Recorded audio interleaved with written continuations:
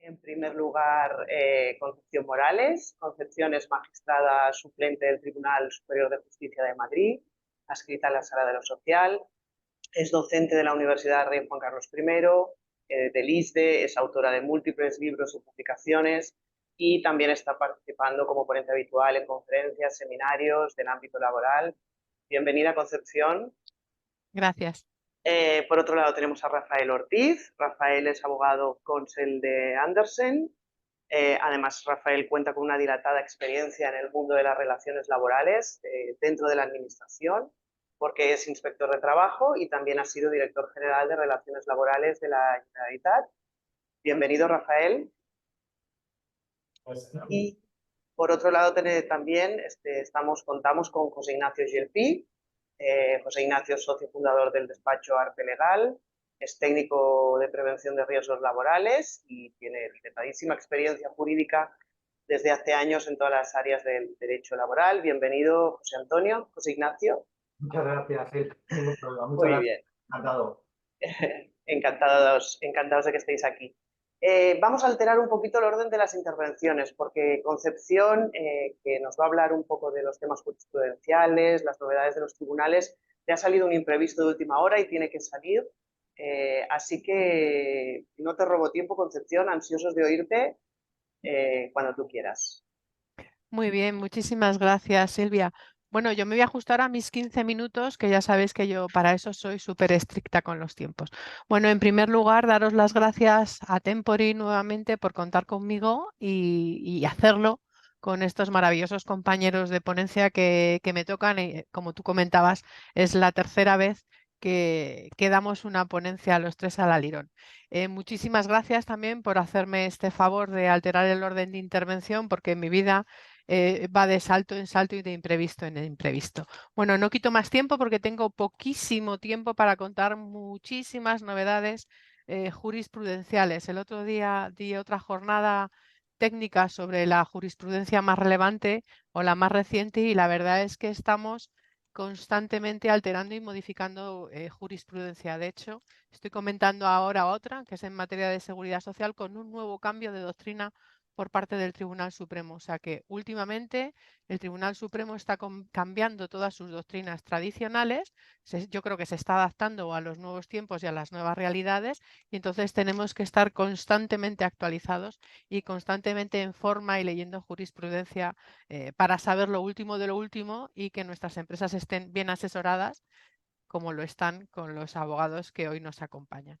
Bueno, para empezar había seleccionado una guía de la Agencia Española de Protección de Datos sobre tratamientos de control de presencia mediante sistemas biométricos. Es una guía de noviembre del 2023.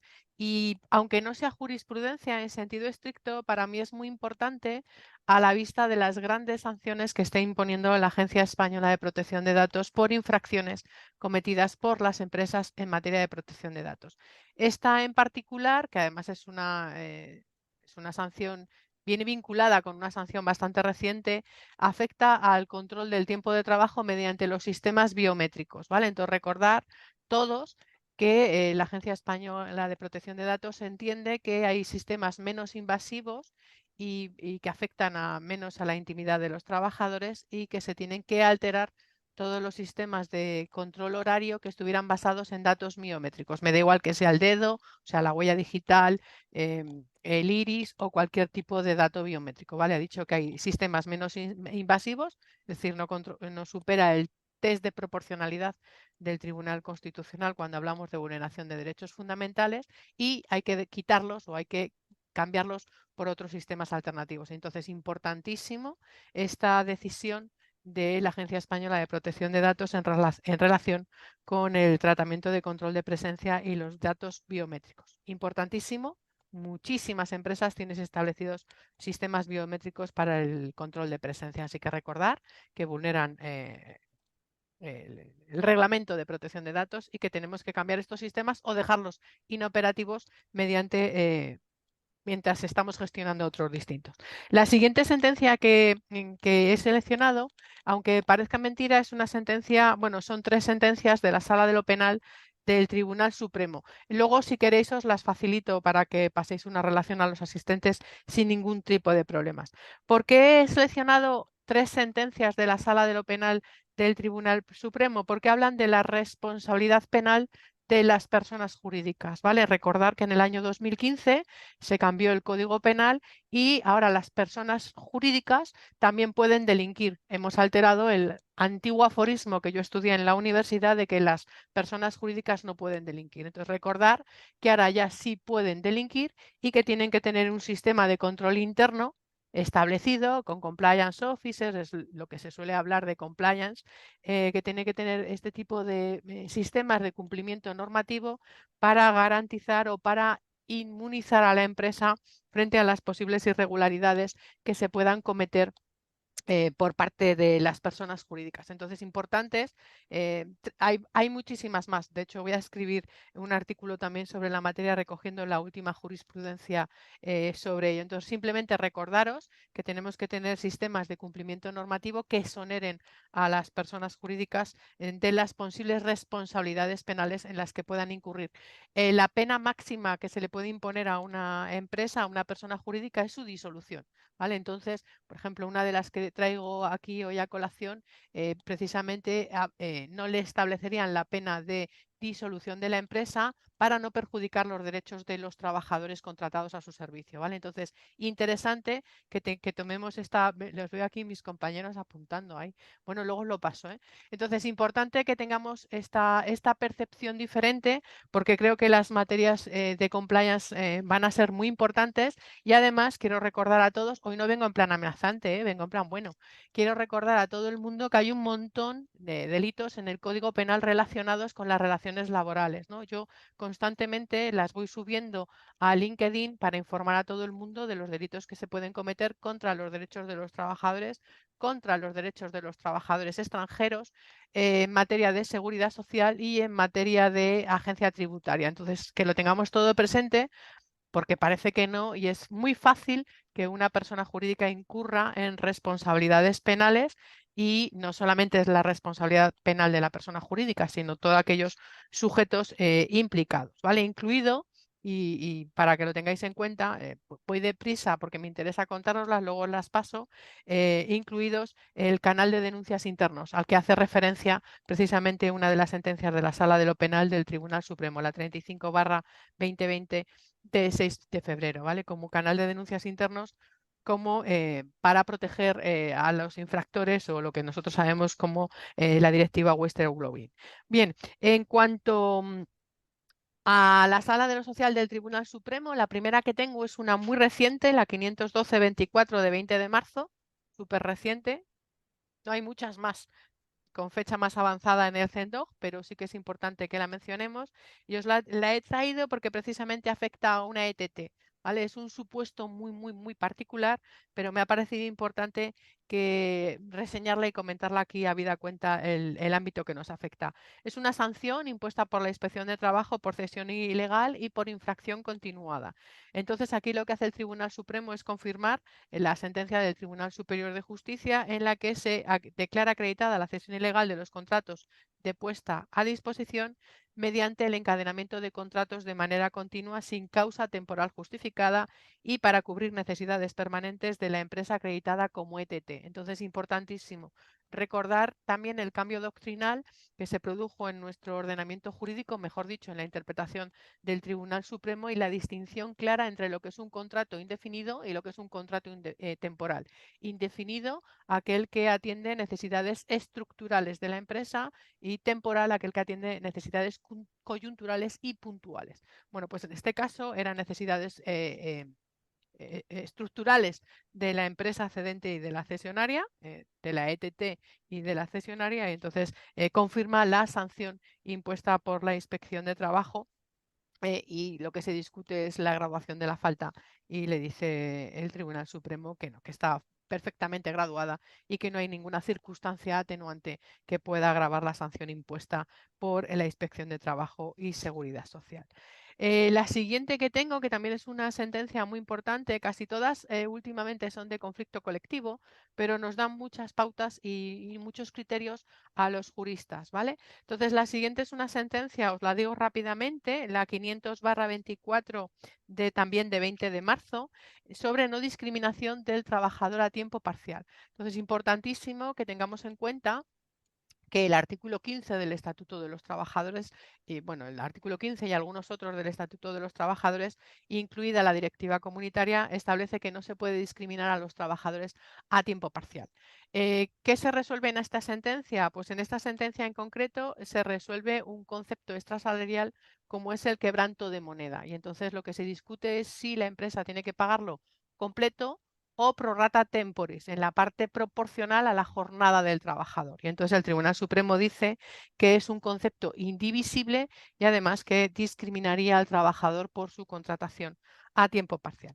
La siguiente que he traído es también del 20 de marzo, la 496/24, y habla de la conciliación de la vida familiar y de los permisos retribuidos. En este caso, en el conflicto colectivo lo que se discutía es si los trabajadores tenían derecho al disfrute de 35 horas para acompañamiento al padre, perdonadme, para acompañamiento al médico del padre o de la madre sin que sea necesario que los mismos estén a cargo de la persona trabajadora ni sean dependientes. Es decir, lo que se estaba discutiendo es si las personas que no forman parte del núcleo familiar y que no están consideradas dependientes, y ahora voy a hacer un matiz importante en lo de dependientes desde mi perspectiva, tienen derecho a disfrutar o no de horas retribuidas, es decir, que estaría justificado y sería un permiso retribuido. Y en este caso concreto dice que si no son dependientes y no están a cargo de la persona trabajadora, no es tiempo de trabajo retribuido, no es jornada retribuida. En cuanto a la concepción de dependientes, que doy muchas charlas y todo el mundo siempre me plantea estas dudas, yo siempre entiendo, y esto es algo que, ya os digo, la sentencia es de 20 de marzo y es algo que todavía no se ha resuelto por el tribunal, pero el concepto de persona dependiente yo creo que se vincula o se debe de vincular con la ley de dependencia, es decir, que tendremos que acreditar que efectivamente es dependiente con esa ley o si no que es dependiente de hecho, o sea, que depende de esa persona físicamente, porque si no, yo creo que las empresas no pueden otorgar estos permisos retribuidos. Y por supuesto, y casi voy a terminar con una sentencia, con esto y con otra sentencia más, y por supuesto que la carga de la prueba le corresponde al trabajador, es decir, no puede decir que me voy y es un permiso retribuido, tendrá que acreditar que ha ido al médico con esa persona y que esa persona está a su cargo y que es dependiente, ¿vale? Que es algo que también está generando muchas controversias por parte de las empresas. Tengo otra sentencia que me gustaría comentar también del Tribunal Supremo. Bueno, no la encuentro ahora mismo, pero la tengo perfectamente en la cabeza. Aquí, la de los planes de incentivos. Es la sentencia de la Audiencia Nacional, la 80/23 de 19 de junio, en la que se declaran nulos varios artículos o varias cláusulas de los planes de incentivos, ¿vale? Entonces, las que se declaran nulas son aquellas que están vinculadas con el absentismo, es decir, la empresa tenía un plan de incentivos en la que abonaba una mayor retribución a aquellos trabajadores que no se ausentaban de su puesto de trabajo, ¿vale? Como no se discriminaba a las personas que se ausentaban del puesto de trabajo por razones de enfermedad justificadas, pues en ese caso se entiende que es discriminatorio, importantísimo, se entiende que vulnera la ley 15/22 de 12 de julio, que es una ley transversal que establece nuevos principios o nuevos estándares en materia de igualdad y se declaran varios apartados o varias cláusulas de estos planes de incentivo. Y poco más, porque son I-17 y he empezado casi puntual, entonces disculpándome nuevamente por no poderme quedar a escuchar a mis compañeros y porque no me podáis someter a ese riguroso turno de preguntas que habitualmente me sugerís, pues me despido y os agradezco a todos muchísimo la atención. Gracias. Muchas gracias, Concepción. Ha sido, como siempre, un placer escucharte. Además, nos haces un detalle muy bien esquematizado de las novedades. Además, en esta época que estamos viviendo, ¿no? De cantidad de novedades normativas, los tribunales están, bueno, dando un montón de sentencias súper importantes para las empresas. No te robamos más tiempo, muchísimas gracias, te despedimos. Si nos pasas esa información por si algún Sí, asistente la quiere, sí, la haremos circular a todos los que estéis y cuando muchas regrese. gracias. Hasta la próxima. Gracias, Concepción. Gracias a vosotros. Hasta luego. Pues ahora ya nos quedamos, Rafael y José Ignacio. Nosotros, para hablar un poquito, claro, Concepción nos ha puesto un poco, ¿no?, lo que está mal, ¿no? Lo que las empresas tenemos que tener cuidado con esto, cuidado con lo otro, cómo tenemos que hacerlo bien, ¿vale? Porque cada vez es lo que decimos, hay más normativa, los tribunales son cada vez ¿no?, más sentencias con mayor impacto, ¿vale?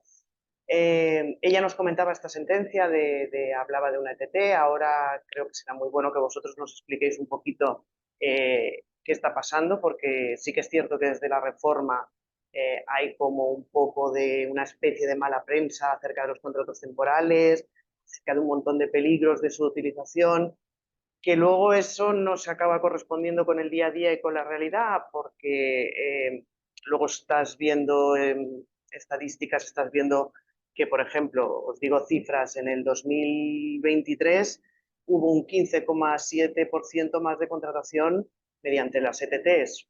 Estuvieron moviendo 768.000 asalariados en toda España. Se sigue utilizando los contratos temporales, pero queremos hacerlo bien y queremos hacerlo con garantías y es lo que las empresas quieren, ¿vale? Entonces, un poquito para que nos ilustréis en eso, ¿eh? Entonces, no sé si comienza primero José Ignacio hablándonos del outsourcing. Perdona, que estaba en mute. Sí, podemos empezar por el outsourcing, no hay problema. Vale. Lo mismo con el outsourcing. José Ignacio, ¿podemos hacer las empresas, pueden externalizar servicios, hay plenas garantías? ¿Cómo hemos de hacerlo para hacerlo bien? Muy bien, pues gracias Silvia, bienvenidos a todos, gracias a Temporing por la oportunidad de colaborar y hacer estas pequeñas presentaciones breves pero intensas respecto a la información a impartir en este caso. Deciros, yo me voy a centrar principalmente en el outsourcing, decir que el outsourcing, pues ya llevamos años, ¿no?, en que se ha convertido en una estrategia para las empresas, es una actividad estratégica para las empresas, porque mejora en sí la garantía o mejora, perdón, o produce una mejora continua en los procesos de negocio de las empresas y que por lo tanto es un negocio o es una actividad que a priori continuamos en auge, ¿no? Hay algunas valoraciones efectuadas por Grant Thornton y otras empresas estadísticas en las que dicen que aproximadamente el 40% de las empresas medianas en España están acudiendo al outsourcing y que incluso se está hablando de un potencial negocio de unos 6 millones de euros al respecto sobre estas cuestiones, ¿no? Entonces, simplemente a mencionar, y una de las cosas que decías, ¿no?, respecto al outsourcing, es esos beneficios que puede aportar, porque obviamente, como bien ha señalado Concepción, pues nuestros tribunales vienen poniendo los peros a esas circunstancias, lo puede provocar que al final erróneamente se pueda pensar que,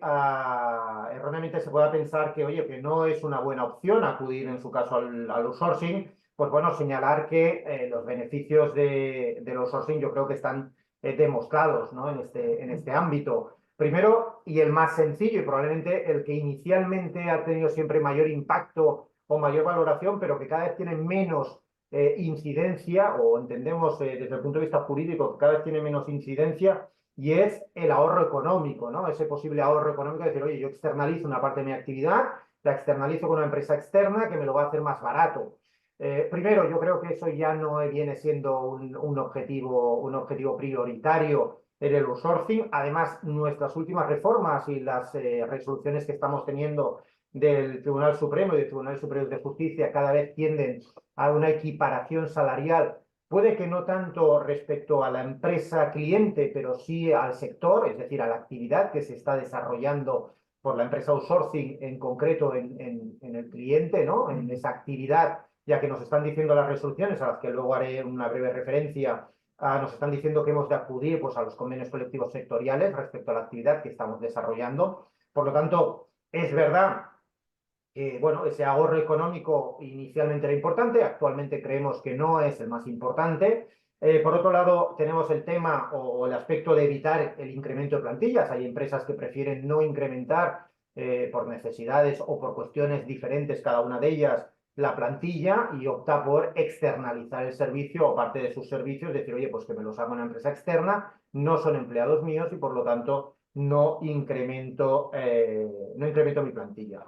Cierto es que yo creo que una de las circunstancias más importantes y uno de los motivos más importantes por los que se acude al outsourcing es la posibilidad de acceder a expertos en el servicio, sin necesidad de incurrir en tiempo, incurrir en costes o incurrir en formación. Es decir, cuando una empresa está externalizando un servicio y acude a una empresa outsourcing, lo que está buscando justamente es la profesionalidad, el know-how de esa empresa externa, de esa empresa proveedora de servicios, que muy probablemente trabaja con mayores rangos de calidad, mayores rangos de productividad y por lo tanto el ser expertos en determinadas actividades hace que una empresa normal y corriente diga, oye, pues mira, mi principal negocio no es este y por lo tanto opto por externalizar determinadas actividades porque acudo a expertos que me pueden prestar el servicio sin la necesidad, como reiteramos, pues interna, ¿no? de incurrir en tiempos, formación, costes, etcétera, etcétera. Viene demostrado, y además hay estudios que así lo demuestran, y hablando incluso con clientes, que el hecho de acudir a un outsourcing mejora la calidad de los servicios que se están ofertando en el mercado por nuestro cliente, ¿vale? En tanto en cuanto me están cubriendo unas necesidades productivas o unas actividades determinadas, una empresa outsourcing especializada en la materia, obviamente la empresa recibe una mejor calidad en el servicio y por lo tanto unos mejores resultados y ello implica que el cliente en sí mismo pueda ofertar una mejor calidad de sus servicios. Otras cuestiones, pues bueno, el ajuste de los servicios contratados sin compromiso mantener equipos internos, es decir, al tenerlo externalizado, esos servicios contratados no implican al cliente que tenga que tener toda una estructura, que tenga que tener unos equipos internos a la hora de poder cubrir esas necesidades, pues lo tiene totalmente externalizado. Con ello evitamos además circunstancias como esas reestructuraciones temporales o definitivas, ¿no? Si yo tengo un servicio cubierto internamente y por una circunstancia transitoria me veo reducido drásticamente ese servicio, pues tendré que acudir probablemente a un ERTE a nivel interno y si esa reducción de necesidades ya es de forma definitiva o permanente, deberé acudir a un despido colectivo. Eso siempre y cuando son plantilla nuestra. Cuando yo lo tengo externalizado con una empresa outsourcing, esa empresa outsourcing es la que se encarga de ampliar, reducir el servicio y por lo tanto es una mejora, nuevamente es un nuevo beneficio para nuestros clientes. El tener externalizados unos servicios que probablemente no son actividades principales de la empresa cliente implica que se puedan dedicar expresamente a esas actividades, ¿no? Y por lo tanto automáticamente dediquen todos sus recursos a la actividad principal, que es la que probablemente hace que esté en el mercado, que pueda obtener mejores beneficios en el mercado y que pueda obtener un mayor resultado, ¿no? Por lo tanto, obviamente, reitero, los beneficios de la externalización, y creo que es importante decirlo porque al haber dado incluso la vuelta un poco a las ponencias, ¿no? Cuando se nos dice, oye, pues las sentencias nos están condenando, nos están poniendo sanciones, la Inspección de Trabajo nos está poniendo sanciones, oye, pues a lo mejor sí que es verdad que no es bueno acudir a los servicios de outsourcing, todo lo contrario, yo creo, al menos personalmente, y creo que el sector y los resultados y los números lo demuestran, ya lo decía con anterioridad, el 40% aproximadamente de las empresas en España están acudiendo al outsourcing, por lo tanto, tiene unos beneficios para los clientes y sobre todo, y reitero, la gran importancia por parte de los outsourcing o de la empresa outsourcing es poder prestar un servicio de calidad, un servicio que cubra las expectativas del cliente y obviamente un servicio que genere o que cubra ese servicio integral, ¿no? Es decir, oiga, yo le cubro esta actividad y por lo tanto la realizo. A diferencia, probablemente, lo que comenté mi compañero Rafael Ortiz, de las ETTs, ¿no? Que al final es la puesta a disposición también de trabajadores profesionales, pero es la puesta a disposición de trabajadores. El outsourcing lo hemos de diferenciar claramente de esas empresas de trabajo temporal, en el sentido en que yo lo que estoy subcontratando es un servicio. No estoy subcontratando una mano de obra, no estoy subcontratando unos trabajadores específicos para que me hagan una actividad, sino lo que estoy subcontratando es la actividad, la parte de actividad que una empresa externa especializada en la materia es la que nos va a prestar ese servicio, ¿vale? Y por lo tanto, es la gran diferencia, por decirlo de alguna manera, entre el mundo de las ETTs y el mundo de los outsourcing. En este contexto, y como consecuencia de las últimas reformas laborales que hemos tenido, hemos de tener presente las normas aplicables, ¿no? El convenio colectivo. ¿Qué nos está ocurriendo? Nos está ocurriendo que empresas de outsourcing tienen sus convenios colectivos propios y, por lo tanto, vienen aplicando el convenio colectivo propio. ¿Pero qué nos estamos encontrando? Nos estamos encontrando que hay varias resoluciones de principalmente tribunales superiores de justicia e incluso del Tribunal Supremo, algunas de ellas, que lo que vienen a establecer es una prioridad que se ha ratificado en la última reforma laboral, y ahora haré referencia a ella respecto al artículo 42 del Estatuto de los Trabajadores, pero lo que vienen a establecer es, oiga, vamos a ver, el convenio a aplicar por las empresas de outsourcing será aquel que responda a la actividad o al sector que cubra la actividad que están desarrollando en concreto en el cliente, ¿vale? Por lo tanto, la empresa outsourcing no aplica a priori el convenio del cliente, salvo que la actividad que desarrollara fuera propia de ese sector o de ese cliente, pero lo que nos están diciendo las resoluciones judiciales es que el convenio colectivo a aplicar es el convenio del sector respecto a la actividad que se está desarrollando.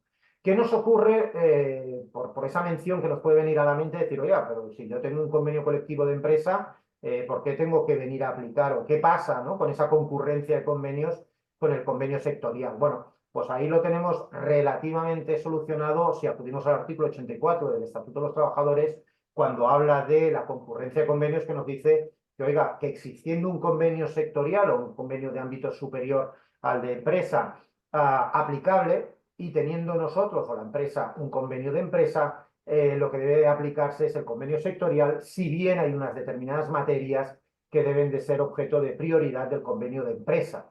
La gran modificación que ha habido últimamente es que antes la cuantía salarial era justamente una de las materias que primaban en los convenios sectoriales, en el convenio de empresa. Actualmente esa cuantía salarial ya no tiene preferencia sobre el convenio del sector aplicable, por lo tanto es lo que venía a decir con anterioridad, ¿no? Que es verdad que con anterioridad o hace tiempo uno de los motivos principales por acudir a las empresas de outsourcing era esa reducción de costes. Probablemente a día de hoy, pues esa reducción de costes habrá que verla si el convenio sectorial, pues por ejemplo, regulará salarios inferiores al convenio que aplica la empresa principal, ¿vale? Pero si no, es posible que incluso el salario fuera superior. Reitero, ahí muy probablemente lo que hemos de acudir es a esa profesionalidad de las empresas de outsourcing que nos prestan esos servicios y al resto de beneficios que he querido puntear un poquito en el sentido de todos los beneficios que nos aporta el hecho de poder acudir o de poder externalizar los servicios con una empresa especializada, una empresa outsourcing. Dicho esto, y como decía con anterioridad, voy a hacer una pequeña mención a la última reforma, o una de las últimas reformas que se ha hecho el artículo 42 del Estatuto de los Trabajadores, cuando se ha incorporado justamente esa obligación de las empresas, de las contratas y subcontratas, de aplicar el convenio sectorial que es de aplicación en atención a la actividad desarrollada en casa del cliente. ¿Vale? Esa es una incorporación realizada recientemente en el Estatuto de los Trabajadores y es un imperativo legal que nos regula el artículo 42 del Estatuto de los Trabajadores, si bien me gustaría ponerlo en contexto en el sentido en que el artículo 42 del Estatuto de los Trabajadores regula las contratas y subcontratas de la propia actividad. Por lo tanto, a priori, en una primera lectura, si no tuviéramos esos antecedentes y esas resoluciones judiciales de algunos tribunales superiores de justicia, incluso el Tribunal Supremo, que dicen que debe de aplicarse el convenio sectorial por parte de la empresa outsourcing, podríamos decir que, oiga, a priori el artículo 42, cuando impone esa obligación de reconocer o de aplicar el convenio colectivo sectorial, lo haría respecto a aquellas contratas y subcontratas encaminadas o dedicadas a la actividad principal, ¿no? Aquella actividad preponderante que establece y que es bueno, pues la actividad principal o preponderante que rige en la empresa cliente, tal como viene regulando el Tribunal Supremo en varias de sus sentencias, ¿no?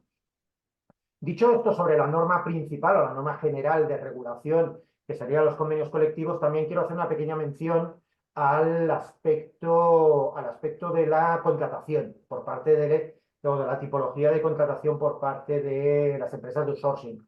Obviamente, como empresas, se ven afectadas por la última reforma efectuada en el año 2021, en diciembre del año 2021, y por lo tanto, ese famoso contrato por obra y servicio de trabajo finalizó. Los únicos que pueden estar en vigor, según la disposición transitoria de la última reforma, son aquellos que aún estaban en vigor, pero obviamente ya no podemos hacer contratos por obra y servicio, y por lo tanto nos quedan los contratos por circunstancias de la producción, por los contratos por circunstancias de la producción, bien sean previsibles o imprevisibles, y en otro aspecto tendríamos ya los fijos o fijos discontinuos. Obviamente cada vez más se están utilizando los contratos fijos o los fijos discontinuos para la cobertura de esas plantillas de los trabajadores por parte de las empresas de outsourcing. En tanto en cuanto, como se nos permite que el fijo discontinuo se pueda vincular a contratas y a la duración de las contratas, obviamente, pues las empresas de outsourcing lo que pueden hacer es hacer un fijo discontinuo vinculado a la duración de las contratas que tienen adscritas. Cuestión que hay que tener presente es que la propia normativa nos dice que, salvo que en el convenio colectivo aplicable diga otra cuestión, los periodos de inactividad no podrán ser superiores a 3 meses.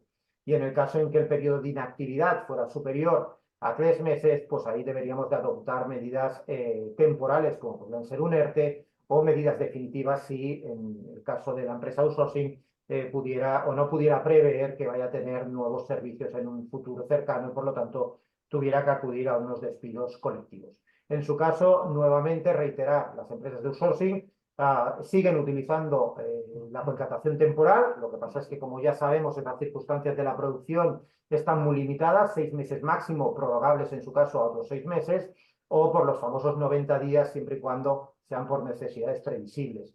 Lo más correcto, o lo más, no más correcto, pero sí lo más utilizado actualmente por las empresas de outsourcing, o es el contrato fijo directo, es decir, sin ningún tipo de discontinuidad, o los contratos fijos discontinuos vinculados a esas contratas que nos permite el artículo 16 actual del Estatuto de los Trabajadores. En cuanto a otros aspectos que queríamos mencionar, y mencionar un par de referencias más, y ya brevemente, señalar que una de las cuestiones a tener en consideración son las actuaciones que está efectuando la Inspección de Trabajo respecto a las empresas de outsourcing. ¿Vale? Muchos clientes pueden haber recibido comunicaciones por parte de la Inspección de Trabajo, sobre todo para verificar la veracidad y la incidencia o la ¿cómo se llama? La autonomía, perdón, no me salía el concepto, la autonomía de la contrata, ¿no? En el sentido de decir, oiga, ¿por qué? Porque al final lo que está realizando la Inspección de Trabajo es, oiga, no acudan ustedes a la externalización de servicios, al outsourcing, como decía anteriormente, para la cobertura de mano de obra. Simplemente, el outsourcing no es eso, el outsourcing es que vengo a cubrir un servicio específico. Yo te entrego una parte de mi actividad y tú te encargas, empresa outsourcing, de hacerlo todo. Yo solo lo que voy a recibir es el resultado con un nivel de calidad que te he exigido, pero recibo el resultado. Yo no controlo a esos trabajadores, no gestiono esa actividad, no gestiono la empresa outsourcing, que es totalmente independiente y autónoma. Pues lo que está haciendo la Inspección de Trabajo actualmente, entre varias de las acciones a realizar, una es, como les decía, pues esa verificación de la autonomía de las contratas, verificar que los servicios que se están externalizando se pueden externalizar y tienen una naturaleza y una incidencia para poderse externalizar. Están verificando, como en todos los sectores, la contratación temporal, la veracidad de esas contrataciones temporales que pueden hacer las empresas de outsourcing. Están verificando los cumplimientos de convenios colectivos, es decir, qué convenio colectivo se está aplicando por las empresas de outsourcing, bien sea sectorial o bien sea convenio de empresa o convenio de cliente, dependiendo de las circunstancias en las que se puedan producir. Y obviamente, y sobre todo porque ayer fue, si no me equivoco, el día de la seguridad en el trabajo, están revisando sobre todo muchos aspectos en materia de prevención de riesgos laborales y en materia de coordinación de actividades preventivas en virtud del artículo 24 del Estatuto de los Trabajadores. Por lo tanto, ya aquí finalizando mi presentación, porque creo que he empezado hoy 20, ya son y 37, con lo que me he extendido ya un par de minutos, decirles que el servicio de outsourcing está en auge, que es muy útil porque aporta muchos beneficios a nuestros clientes y sobre todo, y como un pero, por decirlo de alguna manera, y vinculado sobre todo a las últimas resoluciones judiciales que se producen, es que cuando externalicemos un servicio, lo externalicemos completamente. Es decir, oiga, yo externalizo una parte de actividad, acudo a una empresa de outsourcing especializada en esa parte de mi actividad y por lo tanto yo solo me tengo que dedicar a recibir los frutos y en la calidad acordada, pero no debo de intervenir en ningún momento en la organización, el funcionamiento de esas empresas de outsourcing, porque si no nos vamos a encontrar con el claro riesgo de una cesión ilegal y las consecuencias que ello comporta, como las últimas resoluciones que se puedan estar dictando en la materia. Dicho esto, y habiéndome extendido un par de minutos de mi tiempo concedido, pues no, paso la palabra en su caso a mi compañero Rafael Ortiz y quedamos a la espera de luego, pues si hay algunas consultas, pues intentar solventarlas. Muchas gracias, José Ignacio. Rafael, cuando quieras. Bien, para empezar, agradecer una vez más a Temporin la oportunidad y saludos a todos, que seguro que nos conocemos en una gran mayoría. Bien, voy a intentar ser lo más breve posible para poder profundizar después un poco en el coloquio, que siempre aporta cosas. Y voy a empezar, igual que Pepe ha hablado de los beneficios del outsourcing, yo todavía digo más. El uso de las ETTs. Soy firme partidario, y no es la primera vez que lo digo, lo llevo diciendo hace mucho tiempo, incluso cuando yo era autoridad laboral, las ETTs deberían tener la exclusividad de la contratación temporal. ¿Y por qué? Porque si lo hacen mal, se les retira la licencia y fuera, ya se ha acabado el problema. Ya no tienes por qué. ¿Y qué es hacerlo mal? Pues intentar cubrir con ETTs puestos de trabajo que son estructurales, que a veces es pan para hoy y hambre para mañana, porque como todo el mundo sabe, te van a acabar cayendo sanciones y responsabilidades por todas partes. Entonces, ¿por qué digo esto que la ETT? Hombre, pues porque si hay temporalidad, cuando la hay, y en España hay mucha, más de la que se cree el Ministerio, o que dicen los que en este momento deciden la normativa laboral, cuando hay temporalidad, la empresa principal, o sea, la empresa que contrata se ahorra selección, se ahorra formación, se ahorra burocracia, no supera umbrales. Esos umbrales que hay, que preguntan siempre los extranjeros cuando van a venir a España, cuando entra el comité de empresa, a partir de 50, a partir de 100, a partir de 250, a todos los saltitos que da la legislación. Y aparte de que tenemos una legislación que no protege para nada a la pequeña y mediana empresa, parece que esté pensada solo para, como si todos fuéramos multinacionales o grandes negocios, ahí el papel es fundamental. La igualdad de salario, que sabéis que en su principio fue un tema que contribuyó a la mala imagen de las ETTs, en este momento puede ser incluso algo mejor que incluso que si vas al mecanismo de la contrata, ¿no? Quiero decir, aquí es el salario de la empresa. Si vas por la vía de la contrata, a veces el sector es superior, como ha dicho Pepe antes, el salario del sector es superior al de la empresa que te llama, ¿no? ¿Dónde estás? Por tanto, yo creo que siguen existiendo muchas razones para utilizar las ETTs y para canalizar la temporalidad a través de la ETT. Ojo, ETTs responsables y que saben que se la juegan si utilizan inadecuadamente la ley 14 o el Estatuto de los Trabajadores. Entonces, una pequeña reflexión sobre temporalidad real y otra cosa.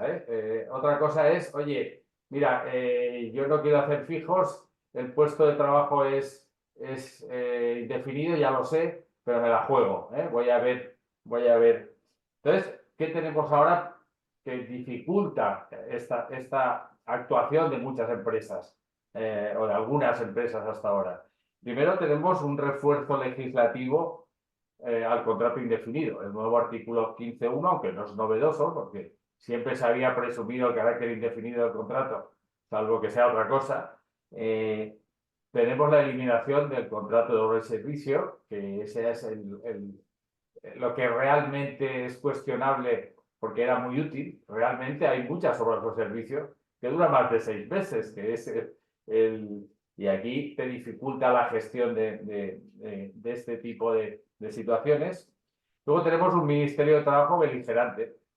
Beligerante, pues porque está en manos de quien está, y ya sea vía inspección directa o ya sea vía algoritmos, cartas, pues se dedican a incordiar, entre comillas. Ojo, en favor de la inspección, tenemos que decir que la inspección está para hacer que se cumplan las normas en el caso que no se cumplan. A lo mejor lo que hay que cambiar son las normas, pero nos gusten o no, están ahí y hay unos funcionarios que tienen esa obligación de salir. Que les ha salido muy bien lo de la carta y el algoritmo, porque me decía hace poco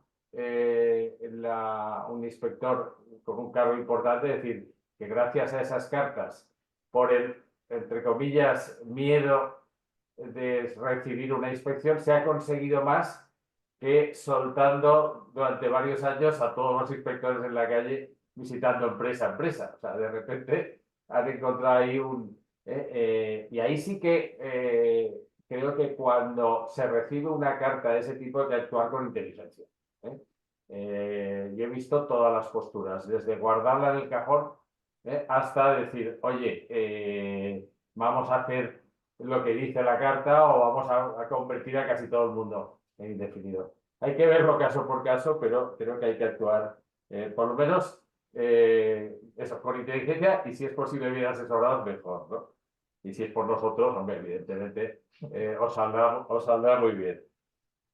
Luego, ¿qué está pasando también? Pues que esa posible ampliación de circunstancias de la producción de 6 a 12 meses vía convenio no está funcionando. O sea, creo que hay algún convenio, pero todavía no es regla general. Es de prever que en otro contexto y en otra situación, pues poco a poco se vaya ampliando, porque los sindicatos, claro, estamos hablando de convenios sectoriales que están controlados por UGT y comisiones cuando se les olvide esta guerra ideológica, porque yo cada vez me encuentro más sindicalistas y gente de comisiones o de UGT que dicen, no, si ya queremos, ya necesitamos, nos va muy bien que haya ETTs y contratos temporales, porque así cuando viene el ERE, por los ciclos, la plantilla fija, nuestros afiliados, no se van a la calle. O sea, si todos son fijos, al final tendremos un problema importante. Y luego, ¿qué está pasando? Que yo creo que es un poco la estrella de los últimos tiempos, es el fijo discontinuo, el artículo 16. No es un invento nuevo, igual que no se inventaron los ERTEs en la pandemia porque ya existían, tampoco se ha inventado el fijo discontinuo ahora. Es algo que existía y se utilizaba muy poco. Naturaleza estacional, actividades de temporada, actividades intermitentes, esas son las frases que definen el artículo 16. Que además se puede utilizar expresamente en contratas y subcontratas, y se puede utilizar expresamente para trabajadores cedidos por la ETT a través de un contrato de puesta a disposición. Alguna ETT había intentado in illo tempore utilizar el fijo discontinuo y la inspección actuaba inmediatamente y decía que no era posible. Bueno, ahora expresamente se puede utilizar. ¿Y qué es lo que está pasando? Pues unos datos estadísticos que no sé hasta qué punto, bueno, son de finales del 23. Dicen, en diciembre del 23, el 94% de los fijos discontinuos que están inscritos en el Ministerio de Trabajo se han hecho a través de la ETT. O sea, la empresa directamente no utiliza el fijo discontinuo, pero las ETT se han utilizado en un 94%. Aquí podemos debatir la historia de cómo en el sector ha habido empresas que se lanzaron desde el principio y otras que poco a poco han ido viendo. Y al final el fallo va a ser siempre el mismo. No hay ningún problema en qué modalidad de contrato utiliza la ETT si el objetivo final, que es cubrir un puesto de trabajo, ese puesto de trabajo es temporal. Y si ese puesto de trabajo no supera los 6 meses o no se llega al encadenamiento de los 18/24. Por tanto, yo creo que al final se impone el fijo discontinuo porque en los contratos cortos hay un ahorro en las cotizaciones, por una parte, y porque teóricamente el trabajador con un contrato fijo discontinuo es menos polémico o menos reclamante o menos denunciante que el trabajador con contrato temporal. Pero, en el fondo, si muchos clientes de las ETTs lo que pretenden es que teniendo en la ETT un trabajador fijo discontinuo puede superar los 6 meses o puede ir renovando al mismo trabajador durante un tiempo, antes o después acabará en manos de la inspección, con carta o sin carta. O sea, puede ser directamente garrote vil o condena dura. Bien, fijémonos en una cosa. Según esas mismas estadísticas de la Dirección de Estudios del Ministerio, el 32% de los contratos de ETT eran de obra o servicio. Han desaparecido y ahora el 45% de los contratos de las ETT son de fijos discontinuos. Por aquello de, ha sido el sustituto de la obra o servicio. Luego diré alguna cosa más porque se ha sustituido de varias maneras. ¿Qué ha pasado con todo esto y con la reforma? Hombre, pues si vemos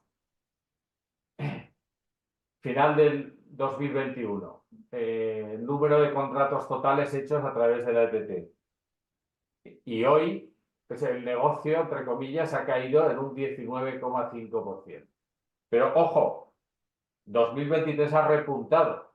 O sea, cayó el primer año, el 22, pero el 23 está cogiendo un auge importante y parece que en principio del 2024 seguimos creciendo. O sea, mi previsión es que al final del 24 volveremos a estar prácticamente donde estábamos. Evidentemente hay más población ocupada y la temporalidad en España es la que es. No cambia porque las normas cambien. O sea, tenemos un sistema productivo y tenemos una economía de servicios, un país en el que el sector servicios y el turismo empuja tanto que la temporalidad es la que es. Luego la podemos gestionar mejor o peor, pero no se cambia porque las normas cambien. O sea, la realidad es una, las normas siempre van detrás y cuando no funcionan hay que cambiarlas. Y esto es lo que supongo que poco a poco se irá viendo.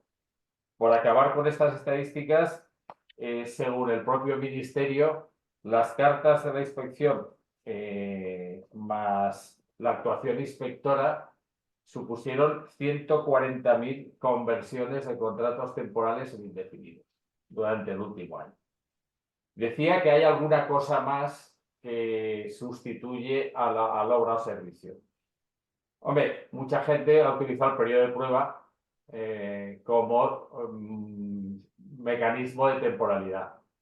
Aunque ha habido alguna sentencia que empieza a cuestionar el mal uso del periodo de prueba. Por tanto, ojo con ese sistema. Y luego yo tengo algunos clientes que dicen, yo no me caliento la cabeza. O sea, si no tengo claro que pueda ser temporal, que entonces sí, me voy a la ETT, lo hago fijo, pero ya lo despediré. Total, oye, si me dura 4, 5, 8 o 10 meses o menos de un año, total, la indemnización por el tiempo transcurrido y me quito de líos, evito problemas. O sea, eso es algo, claro, acaba siendo caro, porque si lo repites por mucha gente, el 33 días por año no es lo mismo ni que el 12 ni que el 20. O sea, estamos en unas cifras. Y acabo diciendo que yo creo que lo que hay, el sistema que se ha introducido desde la reforma tiene un fallo. y es que debería haber algo que cubriera las necesidades temporales que superan los 6 meses, algo parecido a la obra o servicio o a lo que hubo en su momento del lanzamiento de una nueva actividad. ¿Por qué? Porque la realidad es esa. Entonces, si seguimos buscando la manera de cubrir esa laguna utilizando las normas, pues nos seguirán cayendo actuaciones inspectoras, demandas de cesión ilegal, sanciones tanto a la empresa usuaria, la sentencia que ha citado Concepción al principio, reciente, sobre condena no solo a la usuaria, sino a la ETT por cesión ilegal, tiene mucho que ver con esto. Y luego, la parte final de todo esto es que si te caes en el mundo de la sanción o de la demanda o de la inspección, todos esos beneficios que tiene el uso de la ETT, como lo tiene el del outsourcing, se van por el sumidero. O sea, realmente yo, tanto siendo empresa usuaria como siendo empresa de trabajo temporal, intentaría cubrir al máximo todos los riesgos haciendo las cosas bien. Y a partir de aquí podemos hablar. Muy bien, lo has explicado súper bien, Rafael. Lo mismo que José Ignacio. Yo coincido contigo totalmente en esto que dices, que el contrato de obra ha dejado un vacío que se ha de llenar de alguna manera. Y de hecho, el otro día, en unas jornadas en el Colegio de Abogados, comentaban que el contrato indefinido por obra que se mantuvo de la construcción ya lo están pidiendo los sindicatos en otros convenios negociar. En el convenio de la Ferralla, en otros convenios, porque es que es lo que decimos. España es un país de servicios, necesita la contratación temporal, hacerla bien, con garantías, como estás diciendo, como estáis diciendo vosotros, pero que ojo que no vuelva otra vez con una modalidad enmascarada en un indefinido, una cosa diferente. Pero ojo que no vuelva porque se necesita. Y también comentar esto que decías tú de la solución de algún cliente tuyo que decía, no, yo los hago indefinidos y ya está, y ya pagaré. Bueno, cada vez más los tribunales, vosotros lo sabéis muchísimo mejor que yo, los despidos nulos ya no es tan fácil el pago y me olvido. Quiero decir, cuidado que el trabajador no esté de baja médica, cuidado que el trabajador tal. Quiero decir que tampoco a veces, ¿no? Hay que hacer las cosas bien, como habéis explicado vosotros, y que es necesario que la contratación temporal, y los números lo avalan, se siga haciendo, pero con todas las garantías, como habéis explicado. Pues llevamos casi una hora. No sé si queréis hacer alguna pregunta a los asistentes, aprovechando que están Rafael y José Ignacio. Podéis ponerla en el chat o abrir micrófonos, lo que prefiráis. Nos quedan 5 minutitos. Si queréis, no sé si alguien tiene alguna pregunta. Lo de las sentencias ya os he puesto en el chat que me las solicitéis a mi correo y os las haré llegar a los asistentes que las queráis. Y nada, si alguien quiere hacer alguna consulta.